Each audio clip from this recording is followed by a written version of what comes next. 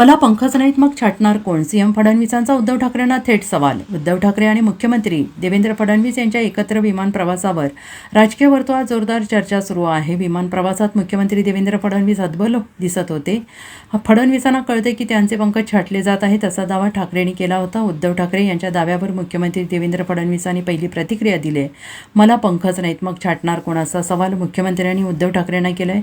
मुख्यमंत्री देवेंद्र फडणवीस यांनी आज रविवारी वाढवण बंदराच्या कामाचा आढावा घेतला. यावेळी मुख्यमंत्री देवेंद्र फडणवीस यांनी ठाकरेंसोबत एकत्र विमान प्रवासावर भाष्य केले. ठाकरेंच्या हतबल असल्याच्या दाव्यावर मुख्यमंत्री फडणवीस म्हणाले, ते एका कोपऱ्यात बसले होते तर मी दुसऱ्या कोपऱ्यात बसलो होतो. मी विमानात बसल्यानंतर सवयीनुसार डाउनलोड केलेला सिनेमा OTTवरील सिरीज पाहत होतो.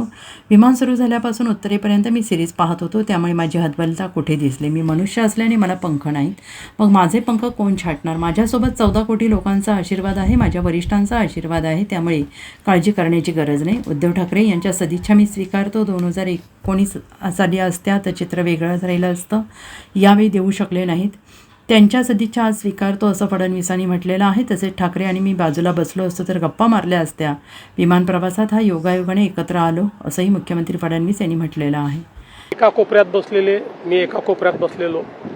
माझी सवय आहे, मी विमानात बसलो की माझ्या मोबाईलवर मी काही ना काही डाउनलोड केलेलं असतं. एखादा सिनेमा असतो, एखादा OTT असतं, OTTवरची वेब सिरीज असते, मी ती पाहतो. त्यामुळे सुरू झाल्यापासून उतरतपर्यंत मी ती पाहत होतो. त्यामुळे माझी हतबलता नेमकी त्यांना कुठे दिसली? दुसरं, मी मनुष्य असल्यामुळे मला पंखच नाही आहेत, ते माझे पंख कोण छाटणार आहे? पण माझ्यासोबत महाराष्ट्रातल्या 14 कोटी लोकांचा आशीर्वाद आहे, माझ्या वरिष्ठांचा आशीर्वाद आहे.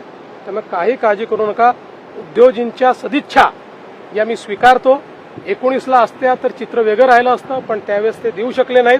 त्यामुळे त्या सदिच्छा आज मी bureau report SBN Marathi, Mumbai.